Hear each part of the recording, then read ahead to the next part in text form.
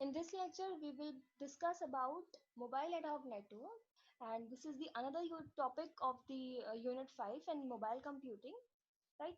Mobile ad hoc network is ad hoc network that we have studied. That ad hoc network is decentralized network, and it has a dynamic kind of topology. It can be established anywhere, anytime with a limited number of resources, or it does not need any kind of predefined infrastructure. Right? So a MANET stands for a mobile ad hoc network. A MANET is a type of ad hoc network that can change locations and configure itself on the fly. Very simple to understand. MANET nodes are free to move randomly as the network topology changes frequently. अब क्योंकि मैं और आप हम सब अपने अपने mobile को लेके घूमते रहते हैं सो जैसे जैसे हम मूव करते हैं वैसे वैसे हमारा डिवाइस मूव करता है और उसी तरीके से जो टोपोलॉजी है वो भी बहुत फ्रिक्वेंटली चेंज होती रहती है. इसीलिए जो कॉन्सेप्ट है एडॉक नेटवर्क का डिसेंट्रलाइज्ड और डायनामिक टोपोलॉजी वो यही कहता है कि टोपोलॉजी चेंज होती रहती है. सपोज अभी 5 नोड्स बने हुए हैं, धीरे धीरे उसमें से एक नोड वहां से निकल गया तो वो 4 नोड्स एक नई टोपोलॉजी बना मीन्स नया कनेक्शन स्टैब्लिश कर लेंगे. फिर उसमें से 3 रह जाएंगे तो वो उसको फिर से रिकॉन्फ़िगर कर लेंगे, और अगर उसमें से 2 नए और ऐड हो जाएंगे तो फिर वो मिलकर के एक रिकॉन्फ़िगर कर लेंगे अपनी टोपोलॉजी को. इस तरीके से वो चेंज होती रहती है frequently. Each node behave as a router, as we have studied. Each node behave as a router. Route maintenance भी वही करते हैं, रूट डिस्कवरी भी वही करते हैं, और रूट को मेंटेन और सब कुछ काम एक नोड ही करता है. और हर एक नोड का अपना एक स्टेटस होता है. मीन्स सारे नोड्स का स्टेटस सेम होता है, सेम डेजिग्नेशन होती है. Means they are peer entities, right? Some manets are restricted to a local area of wireless device, while other may be connected to the internet. For example जैसे कि इसका कोई भी example आप ले सकते हैं. अ वेनेट. वेनेट क्या होता है? ए vehicular ad hoc network is a type of manet that allow vehicles to communicate with roadside equipments. ये हाईवेज पर यूज होता है. Because of the dynamic nature of manet, they are typically not very secure, क्योंकि जो topology है वो change होती रहती है, और इस सब की वजह से जो हमारी सेकेंड मैक लेयर होती है वहाँ पे बहुत सारे इश्यूज जनरेट हो जाते हैं जो हमारे नेक्स्ट टॉपिक में लेक्चर में हम कवर करने वाले हैं. There are so many MAC issues that are generated because of these things, right? So इसीलिए जो मेरा ये मैनेट होता है it is not very much secure.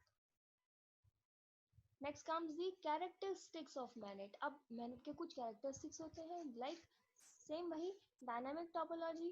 Means जो टोपोलॉजी वो डायनामिक है. Network topology which is typically multi hop may change randomly and rapidly with time. It can form unidirectional or bidirectional links.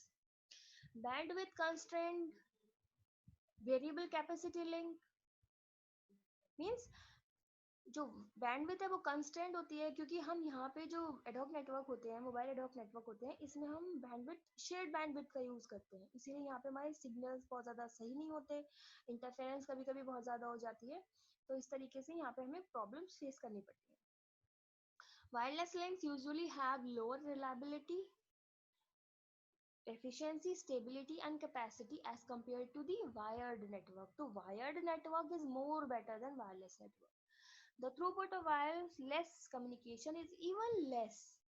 अगर आप किसी radio transmission का maximum throughput लें तो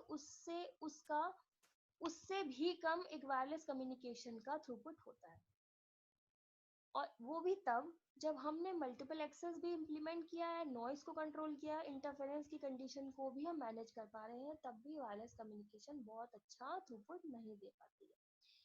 limited security. Wireless networks are more prone to security threats, जबकि centralised जो आपके चीज़ें होती हैं उनमें ऐसा नहीं होता है.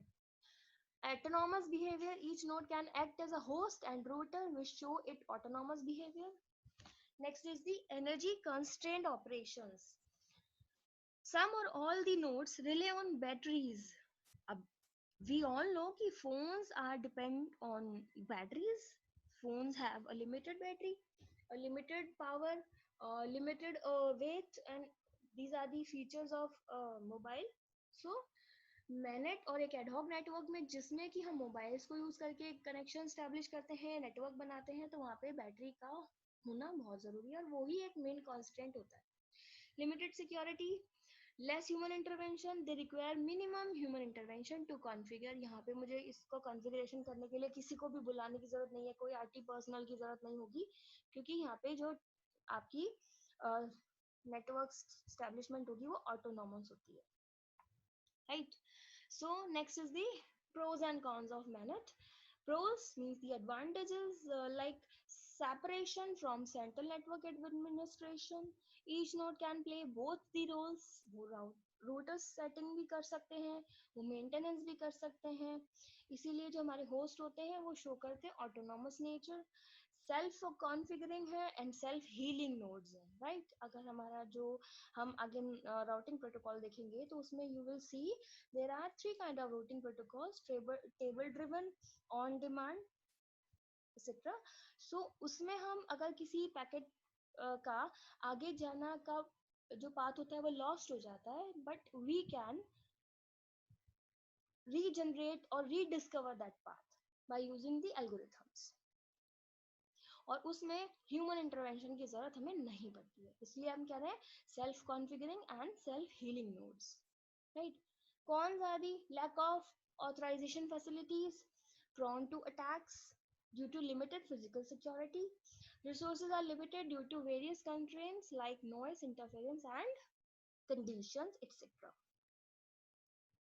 So in this diagram you can see a mobile ad hoc network हमें कैसा दिखता है and a vehicular ad hoc network हम कैसा देख पाते हैं, right? In this these are the nodes. ये हमारा वायरलेस मोबाइल नेटवर्क है जिसमें कि हमारे पास एक बैकबोन है.